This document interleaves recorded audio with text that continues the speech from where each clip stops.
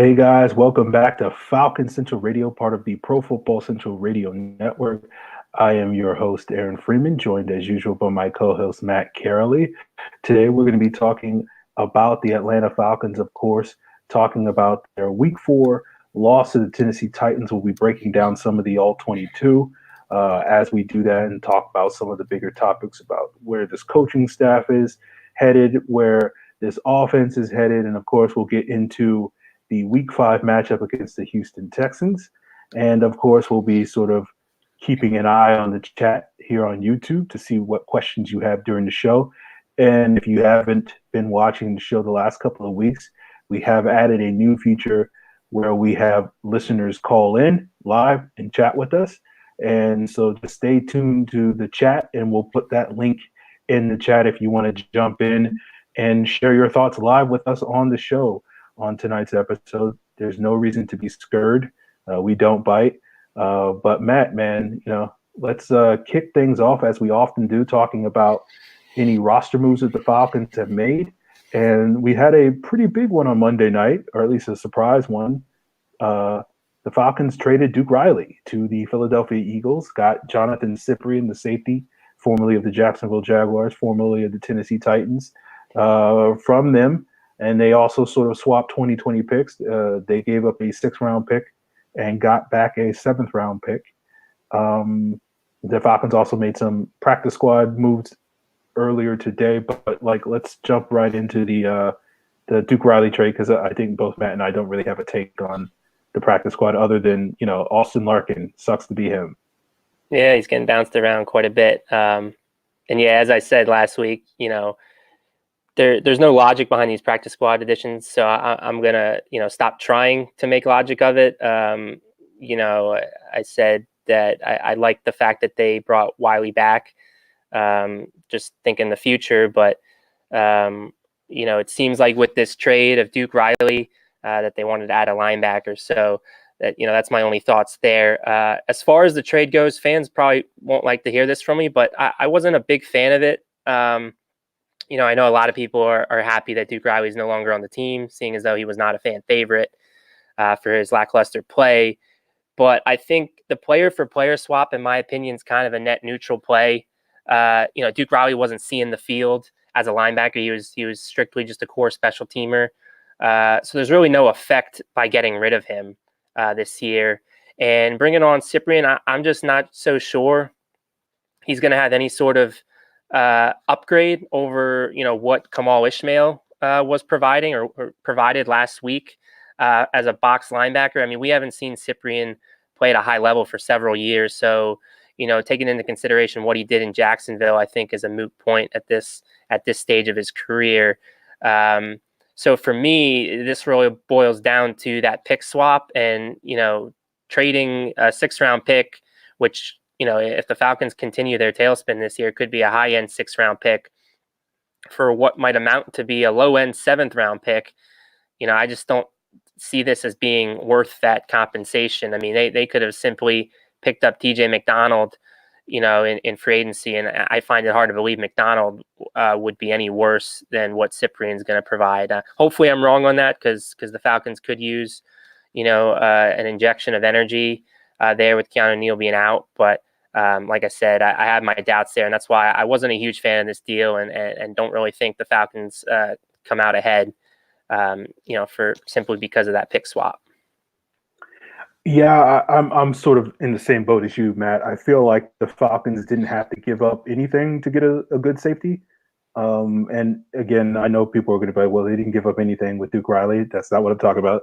Yeah, that 6th-round pick, again, it's a late-round pick. It's virtually meaningless in the bigger scheme of things. You're looking at probably a special teams or backup player, but it's one of those things where you didn't have to give that up at all, in my opinion, and probably could have gotten a better safety than Jonathan Cyprien.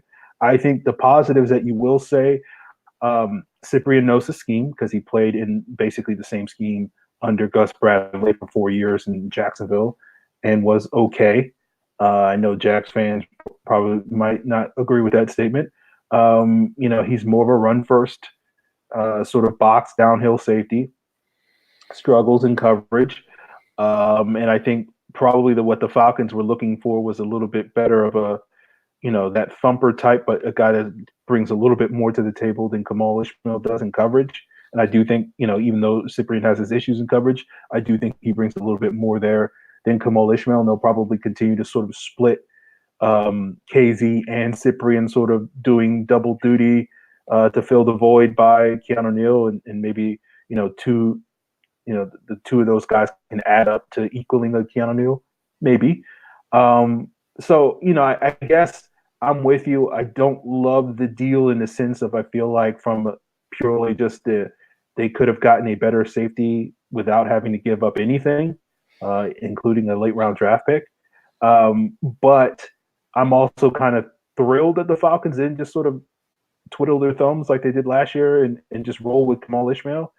I think Kamal Ishmael's a fine football player. I like him as a linebacker, and I like the possibility that he's returning the linebacker and can bring a little bit more value as, a box player in that role. So I do like that. So I'm kind of torn on it. I'm like, I don't love the deal, but at the same time, it's better than just sort of the alternative of the Falcons just being like, Kamal Ishmael, strong safety. Like, that's been something I have not been a fan of for months. I feel like they didn't have to wait, 2 months to change there, but like, beggars can't be choosers at this point when it comes to the Falcons making moves. Yeah, and I can understand the fans' optimism for that point, as far as, actually doing something, going out and making a move, not sitting on your hands. But, as we've said, I think they could have done that just a week ago when they worked out McDonald and Iloka. And again, how bad were those workouts? I mean, Dan Quinn made it seem like it was a positive workout and they weren't closing the door on it. But, that's coach speak, I think, for you. And who knows, maybe they weren't up to par. And, Cyprien's a guy that, at least was on an NFL roster. I will add that he only played 15 defensive snaps, with 12 of them being this past Thursday, in the Thursday night game, Green Bay and Philly. So, again, this is a guy in the previous season hadn't played because of an ACL. So he hasn't really played meaningful snaps in 2 years. So again, take that all into consideration, keep your optimism at a reasonable level for this guy. The hope is you get marginal upgrade over what Kamal Ishmael was providing in that box safety role from Cyprien. Yeah. It's one of those things where the things we know about Dan Quinn is he'll always say every workout was a great workout. Yeah. And when you ask him about, are you looking at players, he's always going to say, we are open to all options. And you could just, it's just Dan Quinn, coach speak. We learned many years ago that's just how he talks. You got to be able to filter through it. Yeah. So it's one of those things when you hear Dan Quinn say that, that's like, oh, okay, that's Dan Quinn being Dan Quinn. Right. So let's keep the conversation going, and let's talk a little bit about some of these injury updates, which could have an impact on this Week 5 game. We might get a little bit more into this when we get to the Texans preview, but we do want to touch upon them a little bit briefly. Kenyon Barner did sit out last week with the concussion, and we saw Kendall Sheffield and Mohamed Sanu replace him as the return specialist. We did get to see Brian Hill get his first active performance, but I think he just played special teams, if I'm not mistaken. Yeah, that was unfortunate, but yep, that's how I saw it as well. Yeah, I know many fans would argue that Ito Smith's not getting enough carries, so I don't think anybody should have thought Brian Hill was going to get as many carries as maybe people were hoping for this past Sunday. But we'll see how that goes in the future. Jamon Brown left the game with a concussion. We saw Wes Schweitzer step in. Then we saw Alex Mack go down with an elbow injury. He did come back like a series or two later. And during that series where he was out, then we saw Schweitzer go to center and Tyson Raylo go to right guard. That didn't go as well. I'm sure that went about as well as probably people thought it would. Yeah.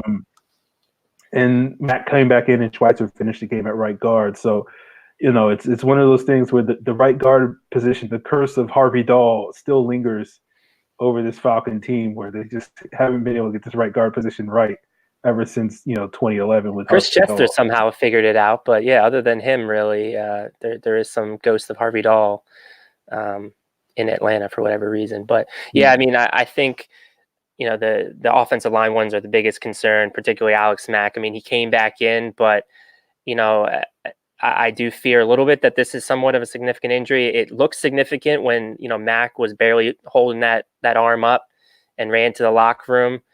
He did come back, but we have seen Mack play with a fractured leg in the Super Bowl.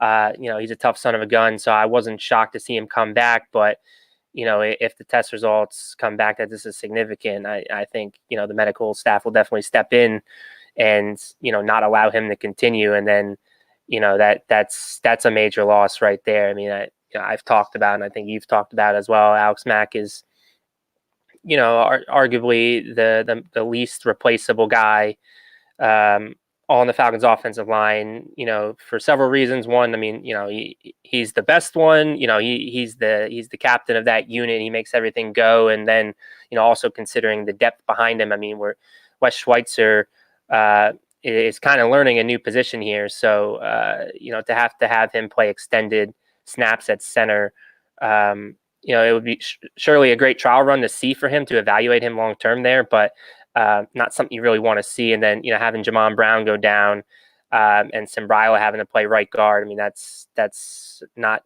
good news either. So, hopefully Brown can clear the concussion protocol, but we'll see there. But yeah, Alex Mack's the one that I'm most worried about, and, fearing that it could be something more than just a minor injury.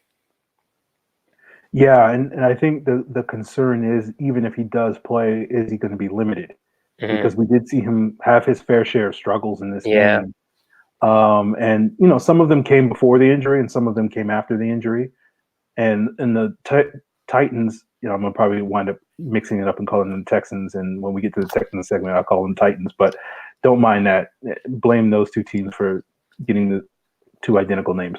The Titans were really effective at stunting in this game. I think I counted, watching the film earlier today, like 7 or 8 stunts that were effective at getting pressure, and I think a lot of that is owed to the musical chairs that the Falcons were playing, at the interior of the offensive line. And it seemed like most of those issues started right when Schweitzer came in the game, and they were really struggling to pick up those stunts. And Mack was the culprit on some of those stunts, even before the injury happened, and then even after the injury. So my concern is, if he's basically playing one-armed, you're not getting the same Alex Mack that we've grown accustomed to. And I agree with you in terms of he's after Matt Ryan, after Julio Jones, he's probably the most essential player on the Falcons offense that the Falcons really can't afford to lose, because the drop off from him to Wes Schweitzer is enormous. It's probably, you can argue it's bigger than the drop off from Matt Ryan to Matt Schaub, but that depends on how you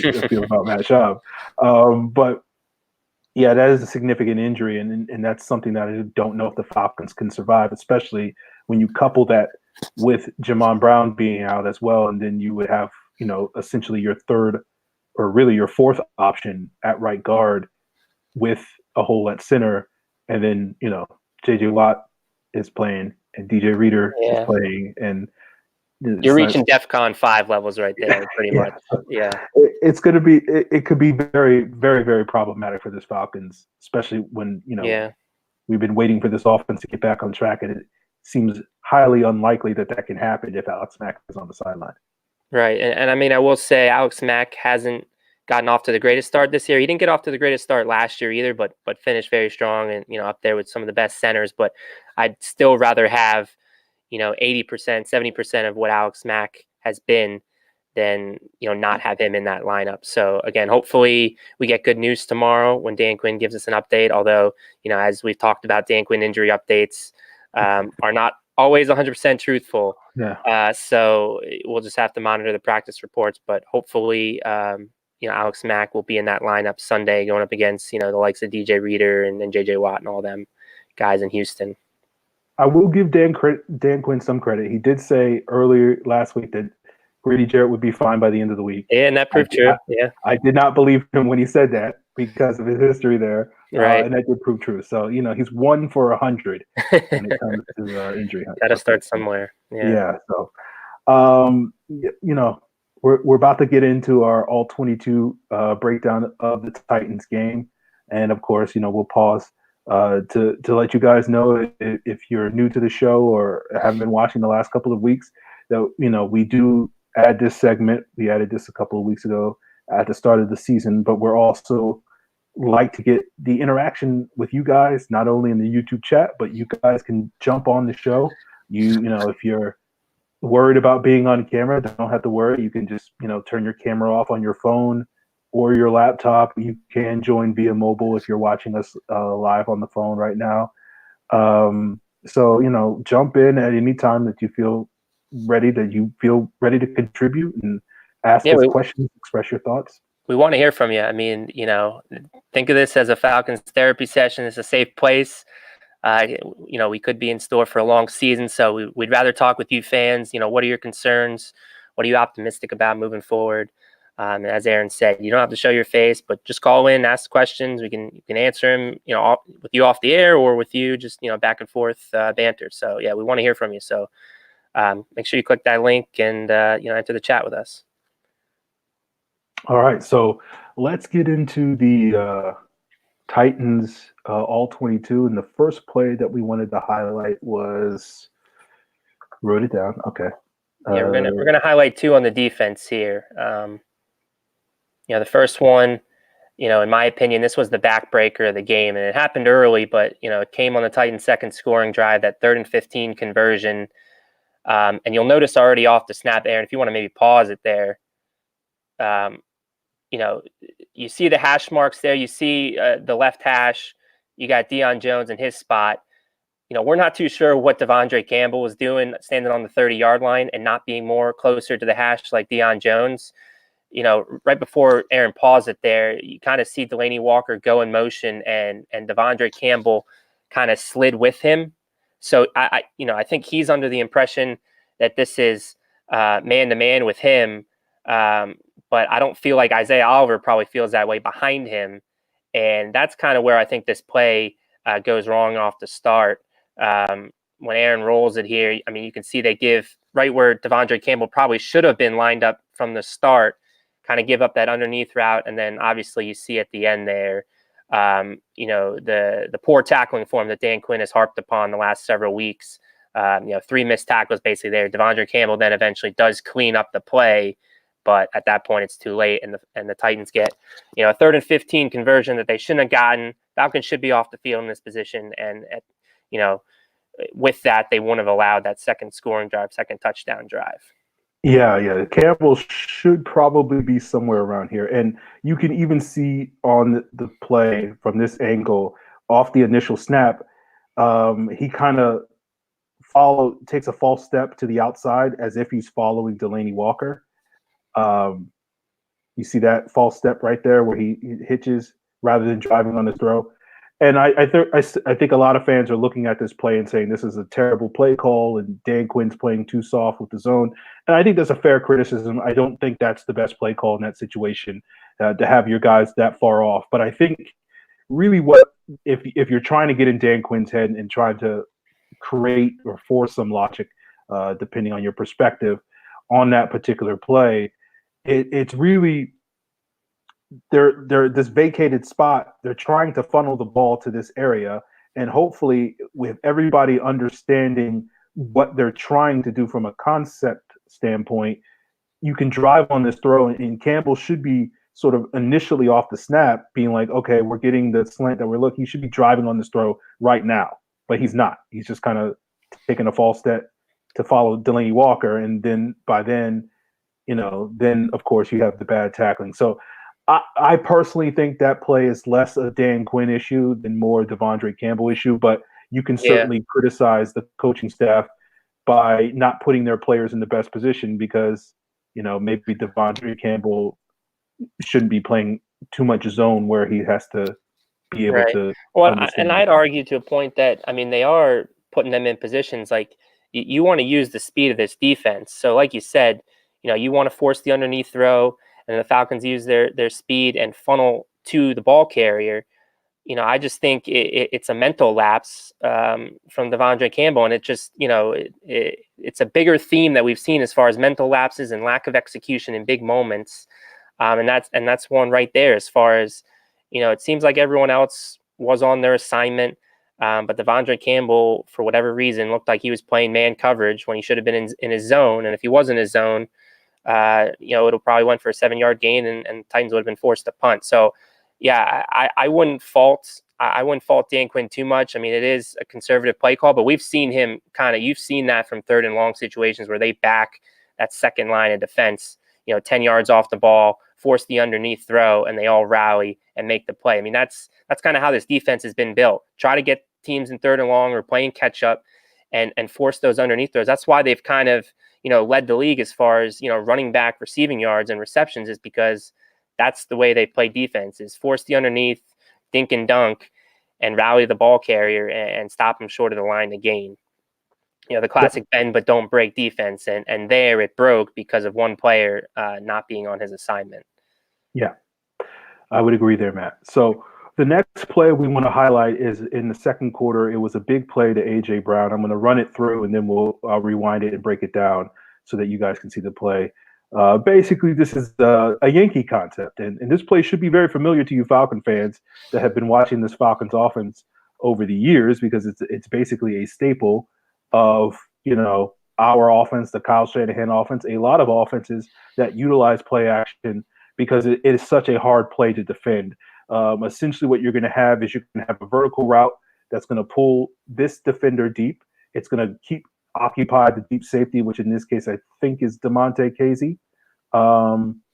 And because the Falcons are in their cover 3, this guy's crossing in front of Desmond Trufant, and they're playing zone, so he's not going to follow him across the field. And really, the only way that you can stop this play is by one of these defenders, this defender, or this defender, all realizing it is a Yankee concept and squatting and falling back to cover this crosser. But because of this underneath defender occupying this guy, because of the run action occupying these guys, and because the safety doesn't want to leave the corner out to dry on the deep route, which could wind up being a touchdown, he plays a deep ball. It almost always comes open for this intermediate crossing defender, particularly against these zone concepts that teams like to play. And, it led to a big game that wound up leading to Titans field goal later on. Matt, you have anything else you want to add? Yeah, I mean, watching this play live, I remember kind of rage tweeting like, oh, it'd be nice if they covered A.J. Brown, the guy who had 2 touchdowns already on the game. But, when you look at the all-22 and see what happened here, the reason we're highlighting this play is more to give credit to, Arthur Smith, the offense coordinator of the Titans. I mean, this is a great design, a great cover 3 beater, as Aaron pointed out. It's a hard play to defend, and that's why, the Falcons with Kyle Shanahan had so much success running this route. This was a staple that he ran quite often, with Julio Jones, Mohamed Sanu being the 2 guys, the 2 focal points of it. And this is the stuff we're not seeing from Dirk Cutter. We're not seeing the creativity, the game planning, the scheming to go up against opposing defenses that, we saw from Kyle Shanahan. And at times we even saw from Steve Sarkisian to a degree. So that's kind of why we want to highlight that one and kind of segue, into our talk about where this coaching staff stands. We got a question from Brian at your homeboy Brian that we kind of want to, give our, long-winded thoughts on it. And Brian basically asked, do you guys think the Falcons should keep Quinn and Cutter for the 2020 season no matter what? I think that we need to stop changing coordinators and coaches. I think that Quinn can fix the defense in the offseason as we had to address offensive line last year. Your thoughts?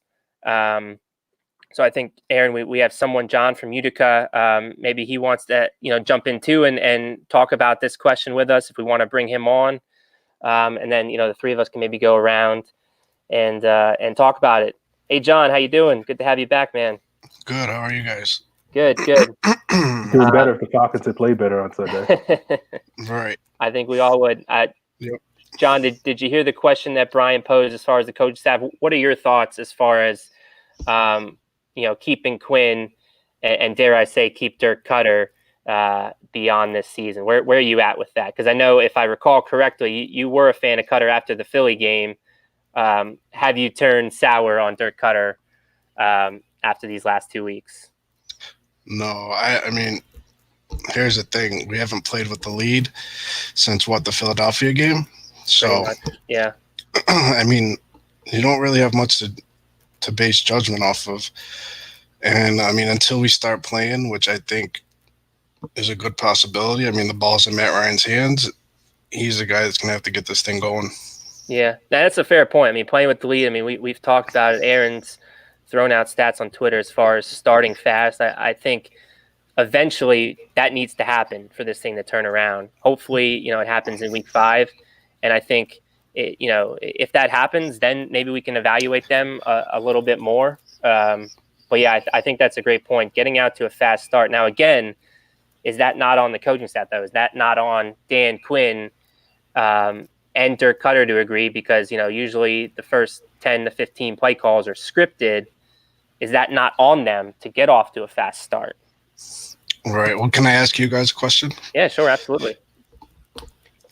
I mean, how bad is it? What are we, 2 games behind? How bad is it really? I mean, we're still in it. You're right. There's 12 games. I just think based on the opponent that we played last week, that's why I think Aaron and I are hitting the panic button to a degree here. Is because the Titans, I don't think, are a good football team. Now, maybe they can go on the rest of the season and prove us wrong on that. But that's why I think it's verging on bad territory. Yeah, I don't think the Titans are good. The Titans were the Falcons' get-right game, and we wound up being their get-right game. So that's what I think the concern right now. But, going back to the point Matt brought up earlier, the Falcons, at least, they did go out on their opening drive this past week and score. So that is a positive improvement from some of the previous outings we've seen.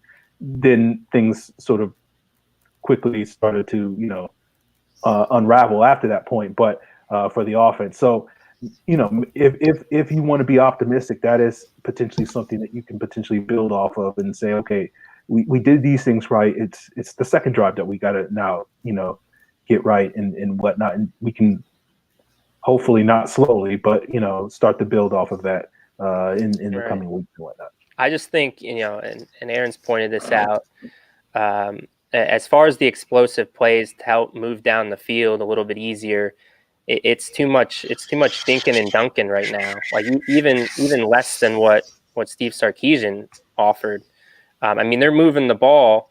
I just think the drives are too monotonous as far as, again, they're not efficiently moving down the field in my mind, and I think it's because of a lack of creativity, and that kind of led us into one of the questions we were going to highlight. Where has Calvin Ridley been the last 2 weeks? Because I think he's a big part of this offense. When him and Julio are going off, that's when you see this offense at the peak, and you're just not seeing, the creativity with Calvin Ridley. They were using him mostly as a clear out guy, as a decoy. They weren't really scheming him to get the ball too much, and that needs to change. That needs to change in a hurry because, again, the offense is at its best when those two, Calvin and Julio, are sifting through defenses. Okay. Do you guys mind if I ask another question? No, absolutely, man. What is the panic mode? Because it certainly can't be 2 games. What do you mean by that exactly? How far do we fall behind before the real panic mode starts? Well, I don't know. Go ahead, Aaron. I'm sorry. I was just going to say, I think you break it down. I think that a lot of us were hoping and expecting this team to start the season maybe 4-4. Fair. So I think this second quarter, these next 4 games against Houston, Arizona, LA, and Seattle, if they can win at least 2 or 3 of these games, they'll be fine. They're back on track. And it's similar to last year where they started slow and then won a couple of games and then the bottom fell out, but hopefully they can avoid that. So I think there's reason to not necessarily go into panic when you look at the bigger picture. I think the concern, however, is when you compare it to last season when they started 1-3 and then 1-4, they were losing close games. It was all games that were winnable, and a lot of these losses really haven't been that competitive. Like the Colts game wound up being close, but really only because the Colts took their foot off the pedal at the end of that game. And the Vikings and Titans games really weren't close at all. And so I think that's the bigger concern is it's like, these opponents aren't going to get any easier moving forward. And you can argue that their schedule's only going to get harder from this point on. Yeah. And so I think that's the concern is if they can't figure it out, now, this week, last week, whenever, then the concern is maybe they won't ever figure it out. Right. And for me, I don't think we have to really worry about an in-season coaching firing. So like the panic button isn't going to go up anymore for me anyways, because I'm already worried about where this team's going at 1-3. And like Aaron said, games again, the Vikings haven't looked that impressive outside of the game against the Falcons. We already talked about what we think of the Titans. And the Colts just lost at home to the Raiders, who I don't think many people think the Raiders are a legit contender in the AFC. So the schedule only gets tougher from here. So, I'm with Aaron. I think they have to win at least 2 of these next 4 to get you within 3 and 5. And at that point, you really have to take care of business in the division, which, again, if you can do that, then you certainly can get back in this and potentially even win the NFC South because you have all of the division games in the back half of the year. But I'm already concerned just based on what I've seen, and that's why I'm panicking that, I don't know if we have a good season ahead of us in 2019, and the wheels seem to be falling off. Right. I mean, so the Cardinals should be up for debate. I mean, if we lose that game. Yeah, if they lose to Arizona, because Arizona, I think they play Cincinnati this week, so maybe they have 1 win heading into that game. But if they don't, talking about losing to one of the bottom 3, bottom 4 records in the NFL. Yeah, if they lose that one, I think that's a great spot to just be like, blow it all up at the end of the season for sure. Don't even consider contemplating anything different. No, I love the team and all, but somebody's getting paid $100 million, and he's not getting a lick of he's not getting a lick of anything towards him. I mean, at what point does he start being to blame? You talking Matt Ryan? Yes, sir. I mean, Matt Ryan has had his shaky moments, that's for sure. And I've certainly thrown out blame when he deserves it on a particular drive or a play. But what's the alternative, John? I don't think you're thinking go quarterback in the coming drafts. I mean, again, we're talking about a guy who's coming off of a season under Steve Sarkisian, who most of us crucified for not being a good play caller. I mean, he had MVP caliber numbers. Mm-hmm. That's why I want to place more of the blame Dirk Cutter's way for the play calling. Than I will Matt Ryan, because I'll give Matt Ryan the benefit of the doubt based on his track record. So that's kind of where I'm at. Like I'll blame him when he's not playing well, or he makes a bad throw, or he has a bad series. But bigger picture, he's done too much for the franchise to tear it all down. Yeah, I think not to cut you off, John, but yes, sir. I don't think Matt Ryan played that well against Tennessee. Yep. I think Matt Ryan's always kind of graded on a curve because he's Matt Ryan and he's one of the better quarterbacks in the league. So a bad performance for him would be a good Andy Dalton game or a great Andy Dalton game. But we don't want Matt Ryan, being mentioned in the same conversation as Andy Dalton, So I think Matt's onto it with the sense that we know Matt Ryan's good. We've seen him have some of these issues at times, particularly in recent years when they've changed offensive coordinators, and it's usually an indicator that he's not really comfortable with the system and what's being called for him. So I think because we saw this happen a little bit in 2015, we saw this happen a little bit in 2017, I think it's more an offensive coordinator issue than necessarily a Matt Ryan issue, and I don't think the Falcons need to be at all sort of considering that we need to reevaluate Matt Ryan, because we've seen this happen before and he's come out of it just fine when the system started to live up to that brings us to what Brian was asking too, or the point he's making about stop changing coordinators, because if they tear it down and fire Dan Quinn and fire the coaching staff and all that, That's why I think a lot of us are on the bandwagon of we need to bring in an offensive-minded head coach, one that hopefully is calling the plays that, can bring stability for the duration of Matt Ryan's career. Because I do agree that a lot of the issues that you see from year to year, at least from coordinator change to coordinator change, that has a lot to do with Matt Ryan's dip and play at times. So that's why, again, I'm looking at the Eric Bieniemys.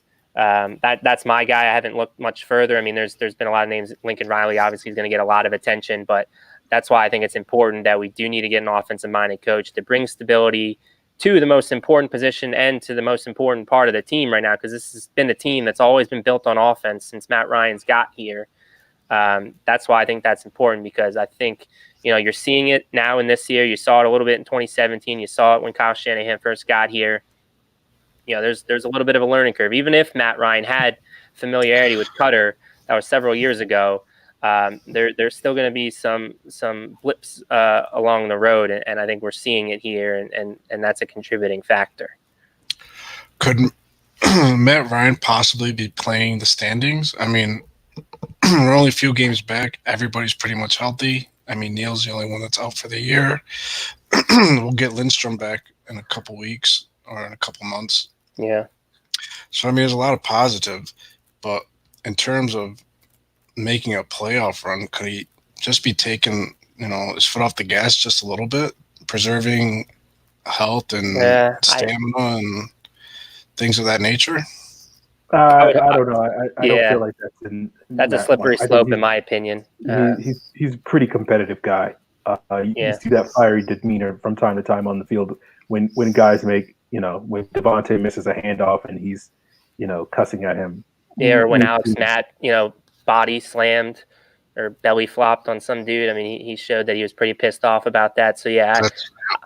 I think Matt Ryan wants to win every game.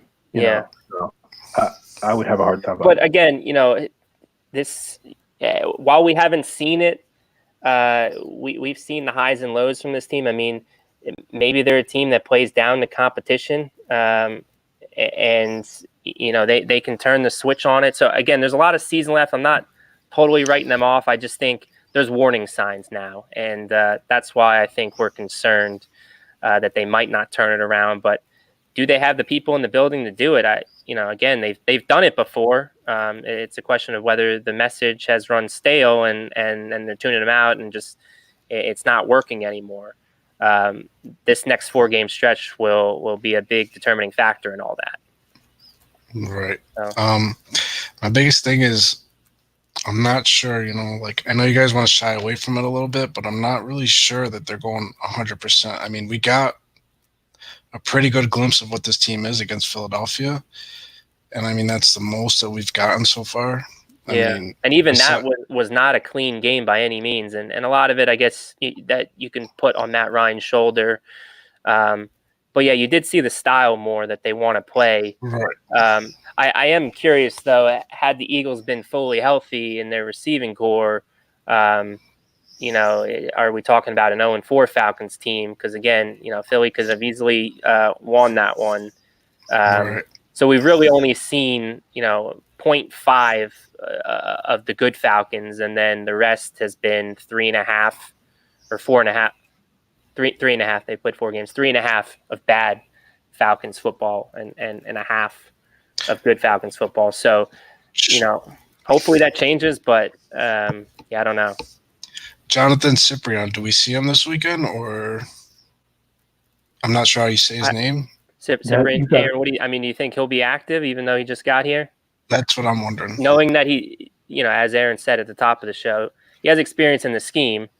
So yeah, we didn't think Keith Smith was going to play week 1, and he did. Yeah, he did, and Cyprian's not having the learning curve that Smith had trying to pick up this offense. I would bet on it. Yeah, so yeah. I think we'll see him play. I don't know if we'll see a ton of him, but I would expect them to work him into the lineup. Any info on why we didn't sign? Sorry to cut you off, but any info on why we didn't sign Ioka or? Forgot the other guy's name. Your guess is good as mine. TJ McDonald. I mean, right. I don't know. I guess the workouts didn't go as well. They didn't like what they saw, and they liked Cyprian better, and again, he has played in this scheme, so that was probably very important for them. But yeah, I would have liked to see them. TJ McDonald was my preferred choice. Seeing as though the Eric Berry thing wasn't gonna happen because of the injury concern. At what price? I mean, I think vet min or maybe a little bit more vet min. I mean, they're not hurting for cash. They're at over 10 million right now in cap space. So it wasn't like last year where cap space was an issue for them to make a move. I think a little bit at safety to fill in. Then now it's not really an issue. So money wasn't going to be a factor. It was just, do they like what they see from some of these players on the open market? Because there is a reason they're free agents. They're a liability in one point or another of their game. I would have liked to see TJ McDonough because, as we said, I didn't like the pick swap aspect of this deal. I thought they got the short end of the stick, and I'm not sure how much, Cyprian's going to affect or going to help, but hopefully I'm wrong on that. So, right. I'm just happy, where I think one little spark, just one little spark, and I say that with faith. A lot of people will be surprised, and I mean that's on them for not studying. But I think if we could just hit a stride, please God, just hit one stride, and everything will just click. Well, keep the faith, man. I mean, again, even if this ship goes down, there's a lot of good people still in the building on this football team, in my opinion. That's why I'm optimistic that they'll be able to recruit a good coach, and hopefully that coach kind of makes up for some of the deficiencies of Dan Quinn and his staff. But I love Dan Quinn. I love what he's brought to this team. So I hope it works out, and we just gotta wait and see and tune in on Sundays still. Yeah, John, we appreciate you coming on and peppering us with questions. And again, for all those listeners out there watching us, you can be just like John. He's now joined us twice on the show.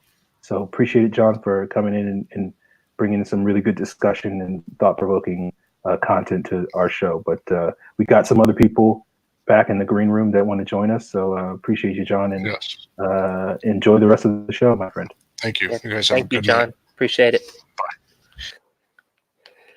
All right, we have I meant Justin. Sorry.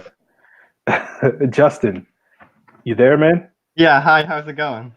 Hey, Justin. Pretty good, man. What's on your mind? So I just want to talk a little bit about the Texans game. Okay. I want to be optimistic about it because, the Texans O-line isn't great. Deshaun Watson's been hit, I think the most in the league so far this year. Yep. But the main thing that holds me back is it's an AFC team, and whether we 1-11 against AFC teams in the past few years. Yeah. I just want to get your thoughts on how you think this week will go. And we did have a question about that from Ryan to Jones. He's wondering the same thing as far as why can't we beat AFC teams?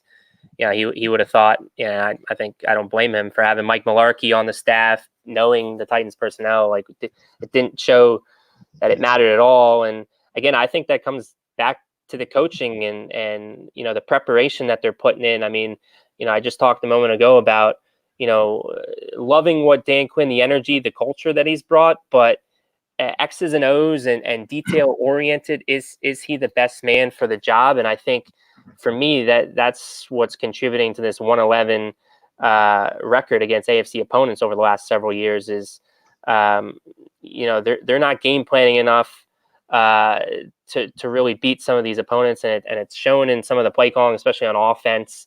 So that would be my answer in response to that. And I understand the skepticism going up against another AFC team, and could arguably be the class of the AFC South. It's going to be a tough matchup. Deshaun Watson, while he is the third most sacked quarterback in the NFL, I think he presents a lot of problems as far as what he can do to extend plays. And again, if the Falcons run some man-to-man coverages, how long can they cover for? We have seen a shift to zone, so hopefully that can help. But there is reason to worry about this matchup, and I think we'll get to a little bit more as to why later. But understand the concern as far as that AFC record goes. Yeah, I think you got it right, Justin. I think this Houston game and also the Arizona game is really going to be a testament to whether or not this defensive line has really come, a lot of ways. Because I think really the one advantage that the Falcons are going to have in this game is the ability to sort of dominate the line of scrimmage.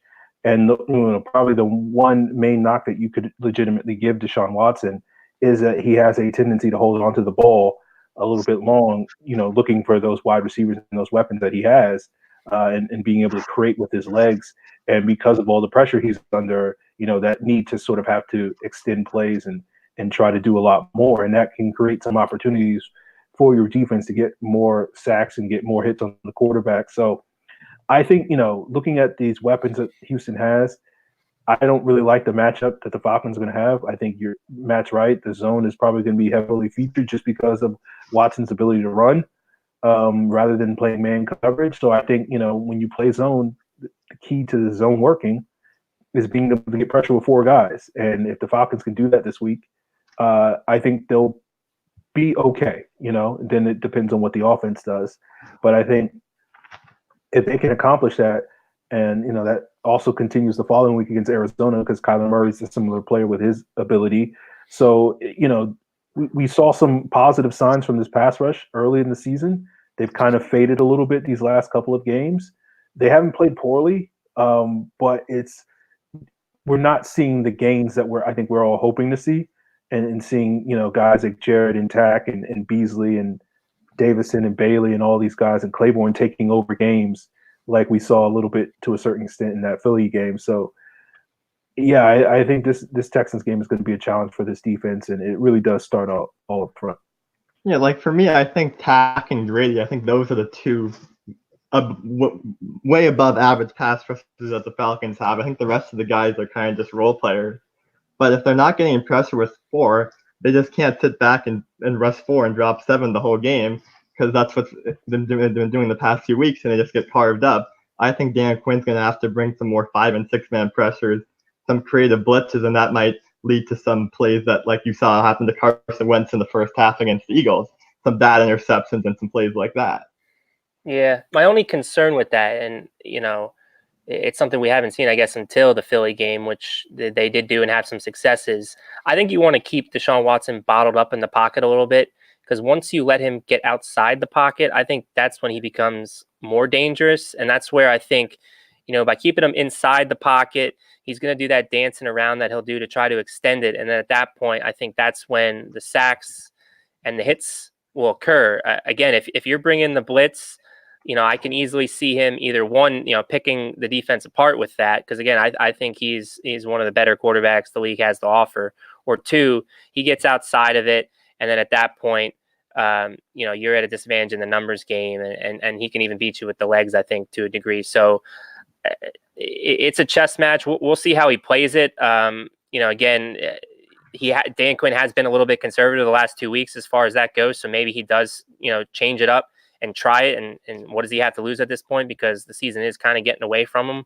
But that would be my one concern with doing that, is a guy like Deshaun Watson with his legs and his ability to extend plays and work outside the pocket. It could be, a nightmare if you're running blitzes on him like that. So if it were you, would you tell like Vic and Tack to be more concerned about containing him than just it's him, you could potentially see Vic in a spiral. I mean, maybe, yeah, that's something that can certainly be on the table, this coming week. Vic's been effective in that role in previous years. So, yeah, I think you're right, Justin. I would like to see the foul if we get into this game and they're not able to get pressure before. I would like to see them be a lot more aggressive in dialing up the pressure. We saw that in the Eagles game where Jim Schwartz did that, and it was effective until it wasn't at the very end of the game. He got a little too aggressive, I would argue Jim Schwartz did, but they basically realized, okay, our front four is not getting enough pressure on Matt Ryan, so we need to bring extra defenders, and it did a lot to sort of slow down the Falcons offense in the second half of that game, and allowed the Eagles offense to sort of get back into it. So I would like to see the Falcons do something similar if that is a similar situation. But given Dan Quinn's history, I would be a little skeptical of thinking that's going to happen. But that, I think, is one of those legit knocks on Dan Quinn that he might be a little bit too conservative for his own good from time to time. But hopefully, their plan A is just to get pressure with 4, and that hopefully should work even against this Texans. Pretty much everybody gets pressure against the Texans offensive line. It's just a question of, is it enough to keep, their playmakers from making their usual plays? Yeah, and I think there's an opportunity for them to do it with 4. I mean, you got 2 rookies starting, and the one that I'd highlight is left guard Max Sharping. I think that's an opportunity for Grady Jarrett and Adrian Claiborne when he's inside, because he's been the primary inside nickel rusher next to Jarrett, to have a field day with him. I think Titus Howard's a good player, the rookie right tackle. So I don't know how effective Vic will be off the edge, or Tack will be off the edge if he's rushing from there. But I think there's an opportunity to exploit there inside against Sharping. So, again, I think the plan should be to start with the 4, and hopefully that's effective based on, that matchup inside. And if not, then, maybe we see Dan Quinn, dial it up and exhaust all options. But especially since the Texans are a young O-line, I think even if you just rush 4, you should disguise which 4 you're bringing, so you can have 6 guys on the line of scrimmage. Yeah. And just bring a different 4 each time. Just because a lot, I think stunts, if they run some stunts and just are creative with their blitzes, even if they're not blitzes, with their rushes, it can lead to some problems. As you see with the Falcons O-line, they've struggled to handle stunts all year. So, I think the same thing could happen with the Texans. I haven't watched a ton of them this year, but you're making all good points. I totally agree. And I think we've seen a little bit of that where they've kind of all, been standing up, or, Vic Beasley's been kind of over the center at times. So doing more of that disguise and not showing who's coming and who's going, to try to confuse, a young and inexperienced and O-line that hasn't had much time together. I think that makes all the sense in the world.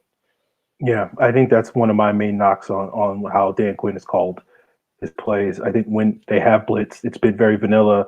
Teams have been able to see it coming, and at times have been very effective at picking it apart. Except for that corner blitz, though. I mean, that when they time that corner blitz, that usually seems to work. I mean, you only kind of get it once in a blue moon, or once every 3 games. But that seemed to have been his most effective blitz. Other than that's where Brian Poole comes into handy, where he would be very effective in that role.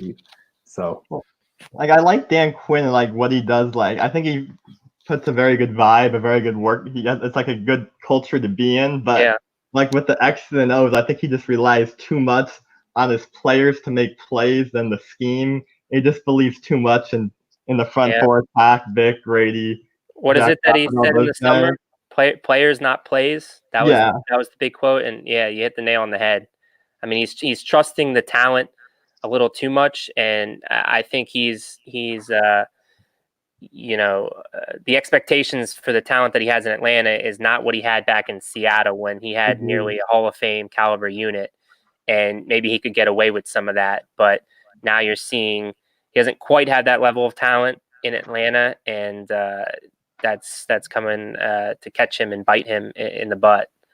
And especially since the scheme has been around for so long, back with Seattle, it's been it was originated 6 or 7 years ago. There's just so much of an inventory of plays to beat it. So I just think there needs to be more innovation in trying to find the new cover 3. Because a long time ago, it was the Tampa 2 and then the Seattle scheme. I just think it's time for something new, because the NFL is catching on to it. Yep. I think that's a fair statement, but I think we've seen a lot of teams have success with it. Seattle had a lot of success with it because of their ability to get pressure with 4. We've seen Jacksonville have a lot of success in recent years because of Calais Campbell and Yannick Ngakoue, their ability to get pressure with 4. The Chargers run the same scheme with Bosa and Ingram, their ability to get pressure with 4, mask some of the issues. So I think that's really kind of the root cause of some of the issues. I don't know if it's the scheme that's the problem. I just don't know if the Falcons really have the personnel and to run it at its sort of elite efficiency. And what you get is what we've seen over these last years, where some weeks they look good, most weeks they look mediocre, a lot of weeks they look bad. And I think that's where you can criticize Dan Quinn now, 4 or 5 years in, that he's added a lot of good pieces on the defense, but maybe not to the degree that he needs to get this defense operating at its peak efficiency. And I mean, not to turn this into a Vic Beasley conversation, but that's what makes the Vic Beasley decision to pick up that fifth-year option, all the more shocking because, he wasn't a guy that was getting consistent pressure. I mean, we saw in 2016, he had that fluke season to convert the pressures into sacks, but not a sustainable rate. And to double down on that and to sink, close to 13 million into that when you see some of the, the free agent value signings that they could have gotten, guys like Shaq Barrett or Benson Mayowa, who are costing, pennies on the dollar and are creating pressures. There were guys out there that they could have improved the front four. And if you're as reliant on the front four to get pressure to make your scheme work, why double down on a draft pick like Vic Beasley that just, unfortunately hasn't panned out the way we had all hoped and doesn't get the consistent pressure that you expect from, one of your top four pass rushers. So, yeah, I mean, it's frustrating because, again, him being a defensive line guy, you hope for more from the defensive line, and they've added a few pieces in Jared and Tack. And some rotational guys that have had solid years and games at times. But as a whole, the unit's still lacking. And we're going into 2020, which, again, that's going to be a huge need for whoever's running the operation in 2020. Yeah, I agree with you. I think the reason why Dan Quinn kept Vic Beasley is just more about stubbornness, and he was like his first round pick. Yep. He's just his guy. He just wants to make it work. Honestly, I'm more with Aaron on his usage. I think he'd be more effective as a linebacker that would blitz on 5 or 6 man pressure every so often, because I just don't think he's big enough. Because his only move is the speed move around outside tackles. Dwight Freeney maybe helped him with a spin move a little bit, and he had that fluke year, like you said, the ridiculous rate he was converting pressure to sacks. But right, I just don't see him as a key pass rusher. Maybe I do like him how they've now utilized him as the one thing with this 3-4 look that they've had is him being as a linebacker, and now you're seeing him drop in coverage at times and use his athleticism. I think that is the best fit for him, but it's a little too late at this point, and it is what it is. But yeah, if only they recognize what Aaron, I guess, saw several years ago. Yeah, that's a fair point. Just keep moving him back and forth. In 2017, he was at linebacker, then they moved him back to DN. But right. Yeah, I agree with you. The 3-4 thing, I think I guess that was a nice little wrinkle they did to start the year, but I guess it hasn't worked out great. So, yeah, I think ultimately with Vic Beasley, it's a thing where we're seeing him now be utilized basically as a role player, and that's kind of what he is. He's just a role player that he can do some things for your defense, but I think for several years, because of how high he was drafted, because of the success in 2016. We built him up and we wanted him to be this impact difference maker. And I think that's sort of the root of the Falcons still hoping that they could potentially salvage that this year in 2019, which is why they probably kept him. And I think everybody now agrees, if they didn't agree before, that ship has kind of sailed, and he's settled in nicely as a decent role player that can do some things for you, but he's not going to be the impact guy. And so you're right, Justin. I think it's going to be the Tack, it's going to be the Grady Jarrett, and hopefully the Adrian Claiborne show, because I think those are the three guys that if you want to see this pass rush really affect the quarterback, they're the most reliable options for you. But the one thing you could say for Vic Beasley is if the Texans, I told you I was going to do that. If the Texans do keep their starting five that they had a week ago, they will have Titus Howard starting at the right tackle spot. And maybe because Titus Howard has never seen a player like Vic Beasley, maybe Vic Beasley's speed rush can be a little bit more effective against him than it would be against maybe some more experienced veteran players that have seen it from time to time and know how to adjust to it. Yeah, that's a fair point. He could have a little success. But just about Vic Beasley, do you think there's any chance that if Dan Quinn's still the coach, do you think there's any chance he's on the team next year too? I don't think the dollars add up. I mean, it would have to be a really cheap contract. And I'm willing to bet some team will be silly enough to offer him a good sizable deal, thinking they can squeeze out what the Falcons got in 2016. So yeah, going through like I did on riseupreader.com a couple weeks ago, going through what the cap's going to look like, what the contracts are going to look like. I don't see how it fits. But I guess never say never. Maybe there's a 5% chance if Dan Quinn's still around. So will Vic Beasley. Yeah, I would say it's greater than 0, but it's less than 10%. So I would have said 0 if you had asked me 3 months ago. I would have said 0, but now I'm like, who knows what the Falcons are going to do? So yeah. I can't. You can never say. I mean, never I will say, Aaron, would you agree with this? This has probably been Vic's third best year of his 5 years, 15 and 16 being better, and maybe you don't even think 15 was. No, I think that's fair. Okay, so I mean, maybe that's a reason why they see an upward trajectory. I mean, I still think it'd be crazy, but that's why I would think maybe there's a 5 to 10% chance. Yeah, so. And 2015, I didn't think it was that good for him. So it was just 2016, really. And that's about it. I mean, he did some good things in 2015. The numbers, the raw numbers, maybe don't indicate it. You have to kind of look a little deeper. But for him as a rookie, I mean, it was a decent start. And then 16 obviously was a facade. But he's done some good things this year. But again, still not worthy of that $13 million price tag. Like the worst thing that could happen is like the last 6 games, he just gets like 8 sacks and they're all covered sacks. And then Dan Quinn's like, oh, we're going somewhere. And then, they find a way to the one free agent, the money they have, they decide to not sign off and do something crazy like that. Yeah. I mean, you'd like to see him increase his value just to maybe increase a potential comp pick that they would get. But that's always the fear, is that they do something silly and think, oh, we got 2016 Vic Beasley back, and then he winds up getting like double-digit sacks. Yeah, and then we're like, he's good, and it's like, no, he's Vic Beasley. He just gets these cleanup sacks, Yeah. And you can argue, I mean, the 1.5 that he's gotten this year, that's both what he's gotten. He's gotten hustle sacks again. Yeah, the one against Philly wasn't the 3rd and 12 at the end of the game. That was a hustle one, and I don't remember the half sack. But. And then the half one was against Jacoby Brissett, where him and Tack. Jacoby was kind of flush from the pocket, and it was more just a cleanup hustle sack. So yeah, true. Yeah, but hey, we appreciate you coming on, Justin. Hopefully you call again. We'd love talking with you. I think we got one more person, Matt Tate, in the green room, Aaron. We want to bring Matt dropped. I was hoping to see if I could get Matt back, but okay. Justin, do you have anything else for us, or Yeah, I just want to say one more thing. Can we talk about the offense a little? I think you tweeted this during the Colts game about after Matt Ryan's interception when he was hunted for Luke Stalker, about why the Falcons got rid of Sarkisian, because like last year they were kind of rolling with him at the end of the year, even though the team wasn't good. But now I think just the Matt Ryan always struggled with new offensive coordinators, and I think Dirk Cutter, just the play calling isn't great.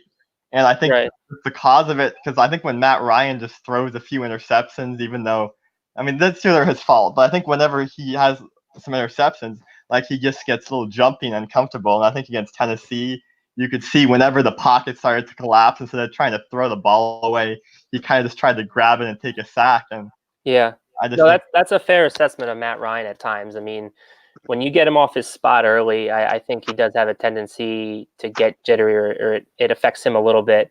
The thing I'll say about the offensive coordinator, depending on how long you've been following me, or others listening have been following me, kind of know I was a big defender of Steve Sarkisian. During his tenure. One-fold, I knew we weren't going to be able to replicate Kyle Shanahan, and I knew fans would want to place the expectations of the offense on what Kyle Shanahan did, and I thought that was completely fair to begin with. So that's, Sarkisian was already stepping into, an unfair position. But for me, I saw growth in year 2. I mean, even in year 1, I saw things that, for me, I didn't see being on the play caller. I saw being on the players on the field, on the execution, on the details, and that's a theme that's carried forward in 2019 under new, coordinator Dirk Cutter. Is we've seen execution and attention to detail issues with the team as a whole, And it wasn't going to matter who the offense coordinator was unless they clean that up, unless they clean their preparation up. So for me, taking all that into consideration, taking the growth that we saw in year 2, seeing how well Matt played in year 2 under Steve Sarkisian, the only way I was going to be comfortable showing Sark the door is if we had a clear and obvious upgrade at offensive coordinator. And I don't think we had that. Aaron and I were both skeptical of the Cutter hire because to me, it just seemed like a lateral move. And right now it's looking like a downgrade. So unless we got a guy like Gary Kubiak, who would have been, a seamless transition to the Kyle Shanahan playbook as you can get without it being Kyle Shanahan, that was the only reason I'd be comfortable signing off on getting rid of Steve Sarkisian. I would have liked to see year 3 of him, with a healthy Devontae Freeman, with improvements to the offensive line. That's why for me, you can even look. Pro Football Focus graded the offense for the Falcons 4th overall in the NFL under Steve Sarkisian. It was first with Kyle Shanahan, as we would expect, because that offense, balled out. But to be 4th under Steve Sarkisian when he got all this flack, I know, you can say whatever you want about Pro Football Focus, but for me, I thought the offense was not the issue last year. Sure, it stalled out at times, but I don't really feel like it was all in the play caller. And unless they were going to get an obvious and clear upgrade, I didn't think it was a good move. And right now, it's proving to be the case. So that's been my thing all along. I know people don't like hearing that from me because they don't think Sark was good, but now we see what we've gotten from Cutter, and I think people are starting to realize Sark wasn't so bad after all. Like, it could get worse, and it kind of has. Yeah, I think Sark was just coming into a no-win situation because it was impossible. I think even if they kept Kyle Shanahan in 2017, it still wouldn't have been as great as 2016. So he would have just got flack regardless of what he did. And then I think in 2018, Matt Ryan got a lot more comfortable with him, and he had about 35 touchdowns, 7 interceptions. Yep. And just going into year 3, I think that would have been better. Even if because Gary Kubiak in Minnesota, it hasn't been great. You can probably blame a lot of it on Kirk Cousins. But yeah, that's what I would do. There's no guarantee he would have been an upgrade either. So. No, I just think, again, if Dan Quinn's going to force the Kyle Shanahan playbook on this team like he's trying to, I think, do to a degree, again, there would have been no better person to take over for that than Gary Kubiak, since Kubiak, grew up in the Shanahan system himself in his days with Denver and Houston and all that. So that's why, again, if there was a fit, it would have been him. And we'll never know. I'm pretty sure they tried to. Well, they did try to interview and were blocked. And for me, I don't get why they necessarily rushed into making a decision on Cutter. Again, how many people were knocking on Dirk Cutter's door? Maybe there was one other, but it wasn't an inspiring hire in my mind, and I didn't think they needed to rush into it and play it out and give yourself a chance. And again, I don't think they ever envisioned Kubiak to have a breakup with Denver, but that's that what if game that's going to haunt me for a while. Yeah, I think there were two, or I think there was one legit knock on Sark and one not so legit knock on Sark. I think the one legit knock on Sark was the issues that he had against some of the better defenses in the league. And I think the hope was that with a more experienced coordinator like a Dirk Cutter, that some of those issues would be mitigated against the Philadelphias and the Minnesotas, et cetera, like that. But that so far has not proven necessarily to be the case, although he did well against Philadelphia, I guess you could say. The other knock on Sark, and I think ultimately the reason why Dan Quinn decided to move on from him, but wouldn't have been the reason that I would have decided to move on from him, was I think Dan Quinn didn't like the fact that the Falcons didn't run the ball enough. And basically Sark abandoned the run and had one of the more efficient passing offenses because the Falcons had one of the least efficient running games. And like any person with a rational, 2018, 2019 brain would look at that as not a problem. But when you're a little bit old school and you want to be #physical and you want to, do all that sort of things and pull a Pete Carroll and all that stuff, you see Mike Zimmer doing in Minnesota, we want to run the football. And so Sark didn't want to run the football. And you go back to the last year that Dirk Cutter was the calling plays for Tampa Bay back in 2017, because again, people always forget that Todd Monken was the architect of that big improved Bucs offense in 2018, who I would have preferred over Cutter personally, as well as with some other candidates. But like you go back to that 2017 year, Dirk Cutter was just basically sticking with the run on first downs because basically he didn't have a lot of confidence in Jameis Winston. And the argument would have been to say, okay, well, he did that because he didn't have confidence in Jameis Winston. And now that he comes back to Atlanta with Matt Ryan, a player he's familiar with and trusts and all that sort of thing, all of those issues that maybe Dirk Cutter had in those 3 years calling plays in Tampa Bay would go away because he would actually have a good quarterback that protects the football. Now you get to Atlanta, the Falcons have a good quarterback, but he's not really protecting the football. And so it seems like those issues are following Dirk Cutter, even though I wouldn't necessarily blame Matt Ryan's interceptions on Dirk Cutter.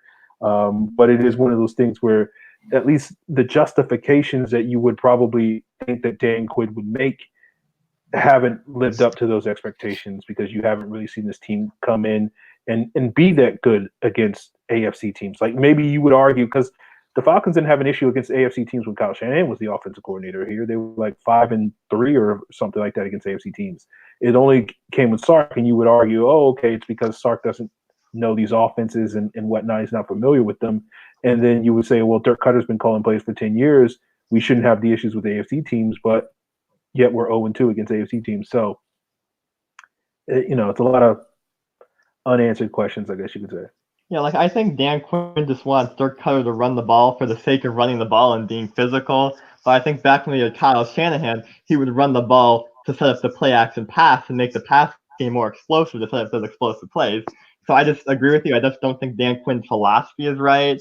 And all these runs on 2nd and long, like you gain 2 yards and then you have a 3rd and 8. Isn't it just better to have 2 shots and pass plays for the first down? Like I just don't agree with it.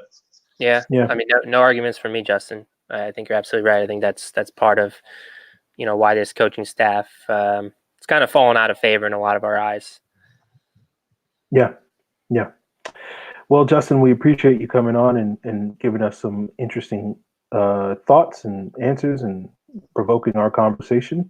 And hopefully we'll get another chance to talk with you for future shows because this is a feature that we do want to have regularly on this show in the coming weeks. All right. Thanks, guys. And I always enjoy listening to you every Tuesday night. Yeah. Thanks again, Justin. Appreciate you tuning in, man. Enjoy the rest of the show. Okay. A lot of great stuff from John and Justin. Unfortunately, Matt Tate did not linger in the green room. That kind of happens. Yeah. When you have a bunch of people queued up and whatnot. But Matt, do we have anything else that we want to say about the Texans game before we may get to some of these chat questions and mailbag questions? I mean, I guess the only thing, I kind of wanted to talk about a little bit, we were expected to have a guest with the Texans. It didn't work out for scheduling. One of the things I was curious about with them is you kind of see a little change in the guard as far as, this team used to be built on their defense.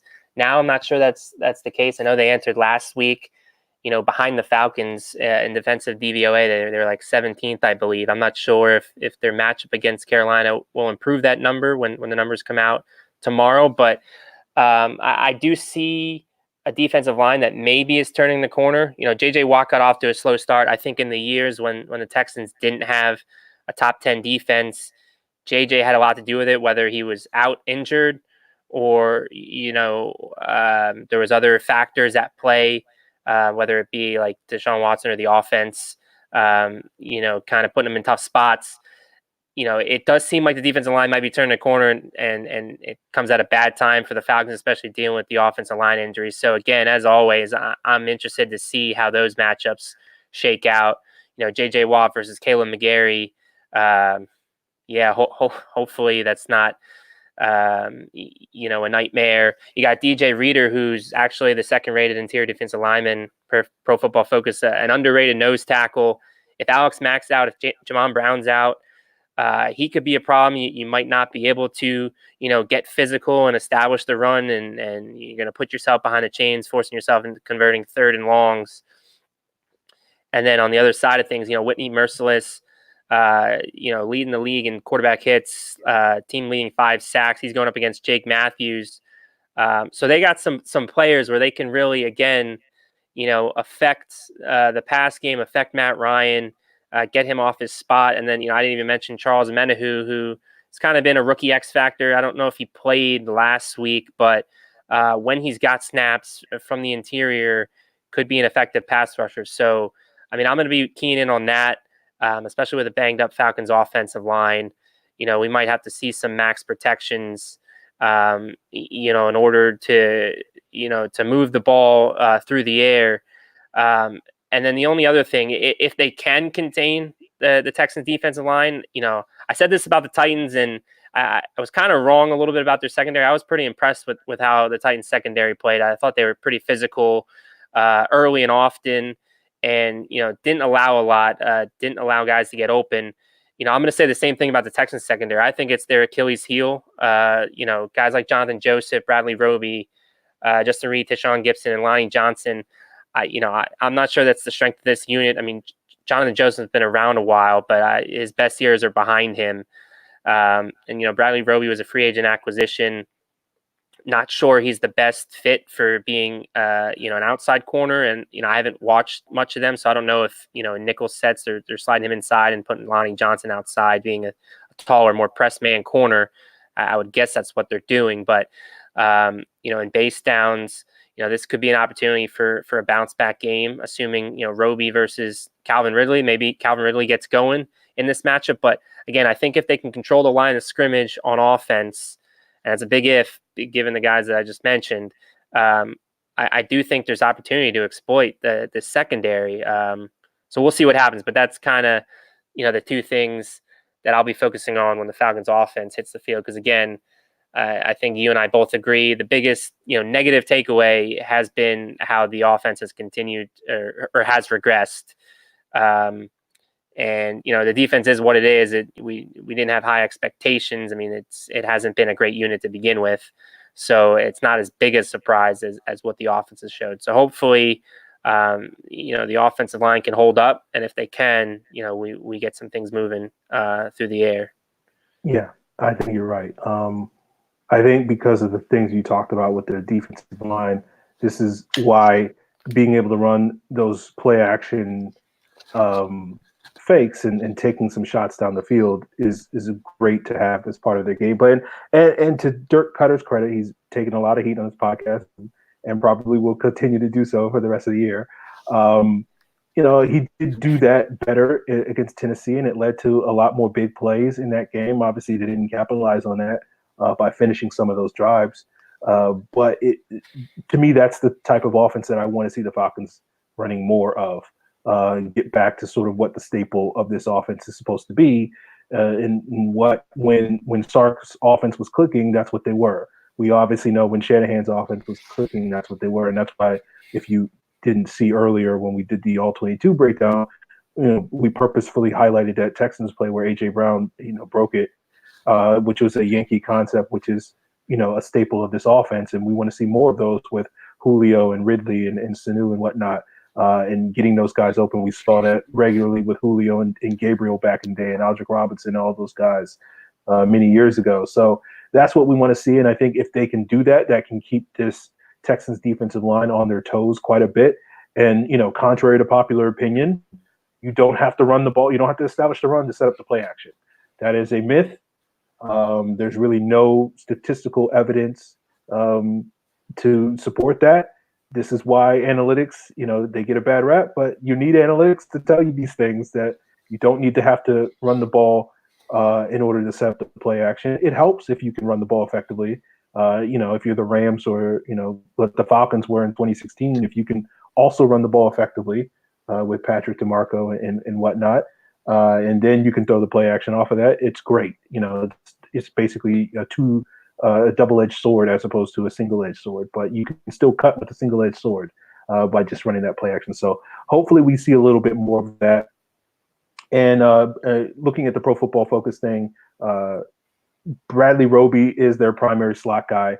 So that should mean some opportunities for Lonnie Johnson against Calvin Ridley on the outside, because I suspect they'll put, I hope the Texans aren't going to put Lonnie Johnson on Julio Jones for their sake. So we'll probably see Joseph on Julio, And so, this goes back to what we talked about earlier. It's like you want to see this team feature Calvin Ridley. One of the knocks on, to me, and Matt and I talked about this a little bit before the show aired, watching some of the film, is that the Falcons weren't really featuring Calvin Ridley. And that's one of the reasons why he's been so quiet.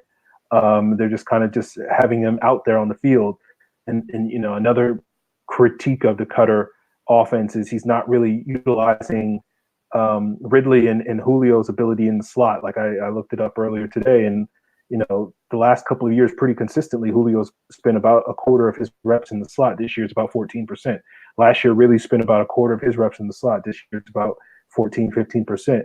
And you're having Mohamed Sanu spending like 85% of his snaps in the slot, which is good for Mohamed Sanu, but it may, getting those mismatches, on the inside has been a staple of this offense in past years because, these nickel cornerbacks generally aren't good enough to handle players like Ridley and Julio. So you want to see, this goes back to the criticism that we both kind of have with Dirk Cutter is you want to see a regression in the sense that you want to see this offense go back to some of the things that have worked in the past that we've gotten used to, that we criticized Steve Sarkisian for not doing enough of in 2017. And then when he started doing those more in the second half of that season and then in 2018, you saw this offense start to click a little bit more.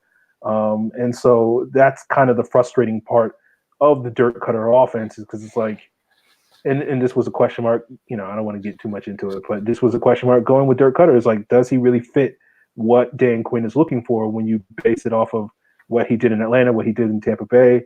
And so far the answer is not really. He's doing some of the stuff the Falcons do, and it's been effective at times. And then he's doing other stuff that really hasn't been all that effective.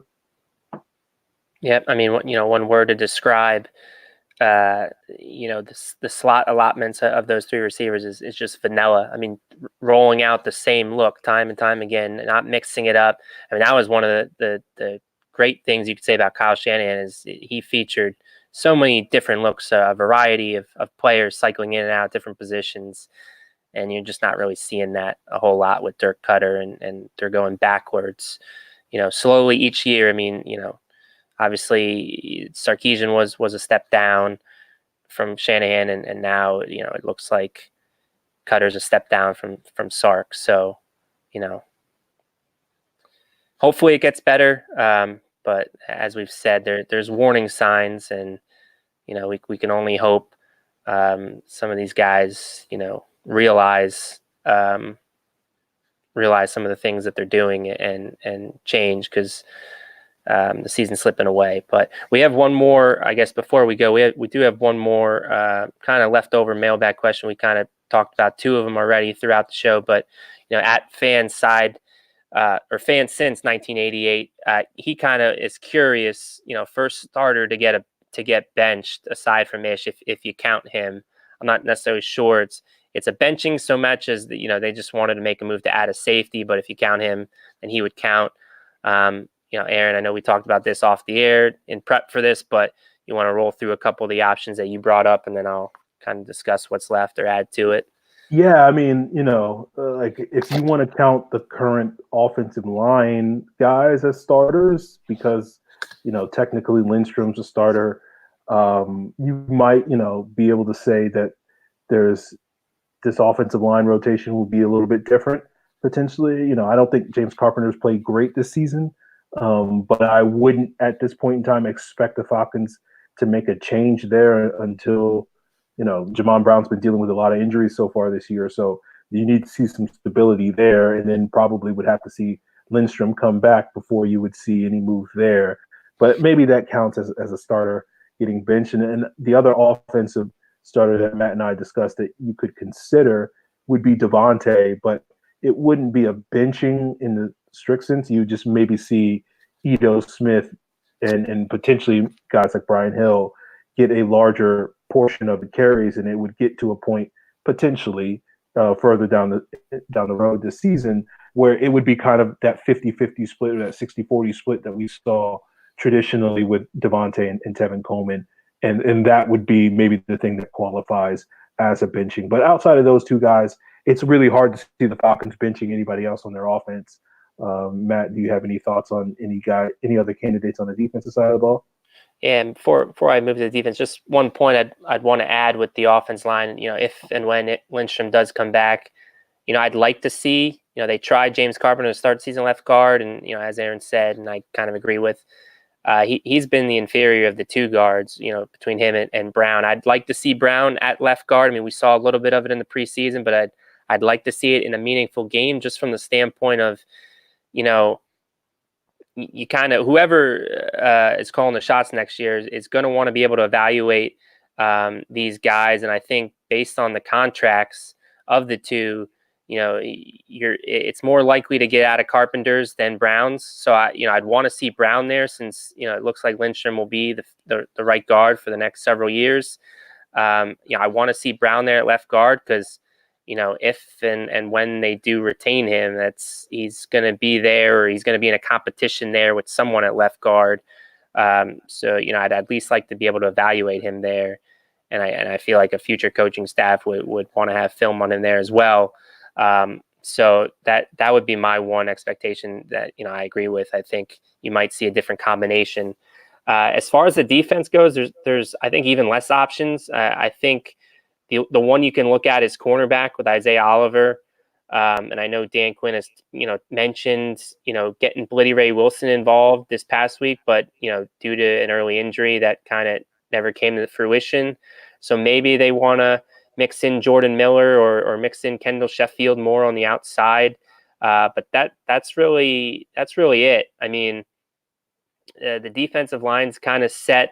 You can bring up maybe Deidrin Sanat, getting some time later in the season, but we've mentioned it quite a few times. I don't, the coaching staff, I don't think doesn't value Sanat.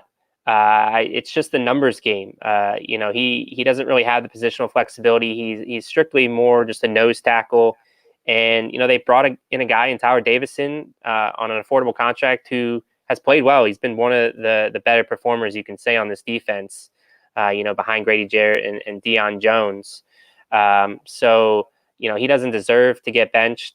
So that's really the only situation, if he has a big drop off where you might see Sanat play. Because again, I don't think Sanat's effective anywhere else in the formation. So that's why I wouldn't really mention him, although I want to see him because I think he's a good player. I think that's likely going to have to wait till 2020 at the earliest. But maybe Isaiah Oliver if he continues to take bumps in the road and it's to the point where it's really costing them games and Dan Quinn's going to try to do whatever he can to show that he's worth keeping around, then at that point he might exhaust that option. But other than that, I think those are really the only three spots throughout the roster. Yeah, to piggyback on that point, I think the scenario where you would see that is a similar scenario we saw last year with Alford getting rotated in with Kendall Sheffield, or Alford with Oliver last year, and you might see that start to happen with Oliver and Sheffield a little bit. But I think what would facilitate that is if the Falcons decided to give Casey more safety looks and have him play less nickel cornerback. But you heard Dan Quinn mention, and when I watched the film, I would agree with this assessment. I do think Casey played his best game as a corner this past week. So maybe that's sort of the key to unlock his ability, is to have him play, both the safety and sort of play that cornerback spot. And that's maybe the best usage of him. And if in that scenario where Kendall Sheffield's getting a lot more of those nickel looks while Casey is playing safety and he plays well in that role, then I think, and you continue to see what Matt says, Oliver continue to struggle and have some of these ups and downs, then I think that would be sort of the catalyst for the Falcons to be like, okay, we do have another really good young corner here, and maybe some games, some situations,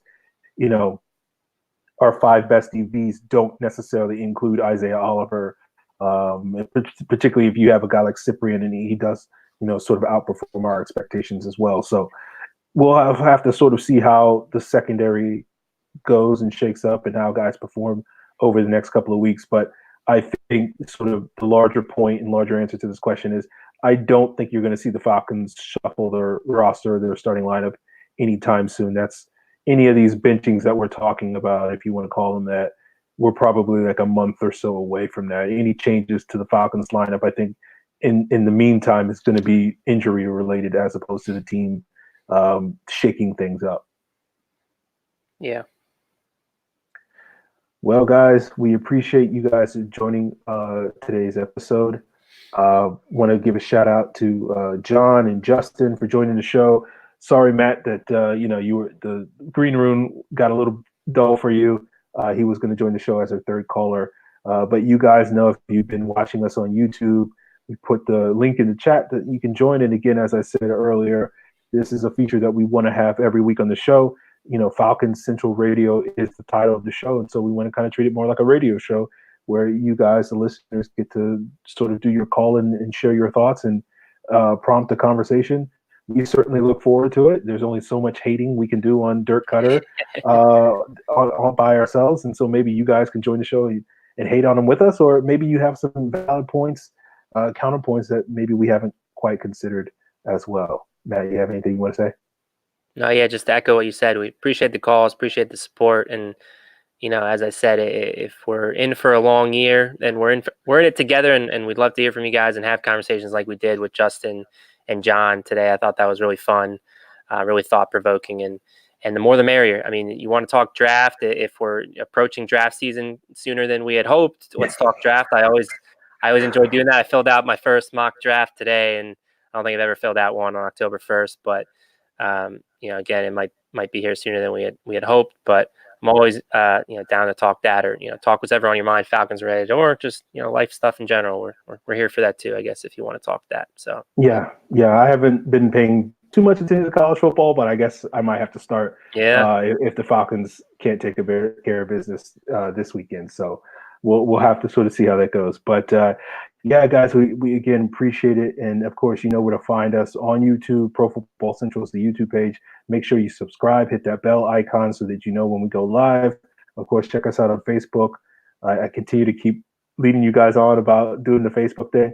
I think what I'll try to, instead of doing the Facebook thing where we're Falcons Central Radio, I might just throw up like a thing on the YouTube page where I just answer you guys questions and whatnot, and you guys can jump in live and we'll just answer those questions as a sort of addendum.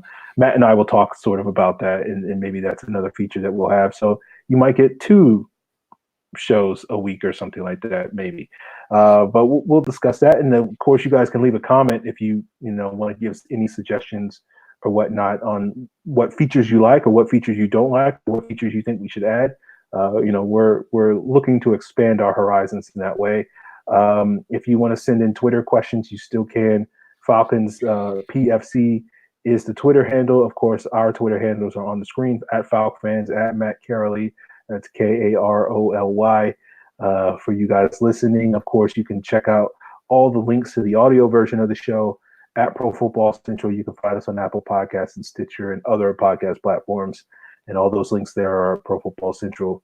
Matt, do you have anything coming up for you at Rise Up Reader? I mean, you just mentioned that draft season is coming. So I'm brainstorming some stuff. I might, again, if this season continues to go off the rails, I might start looking at future head coaching candidates, future GM candidates.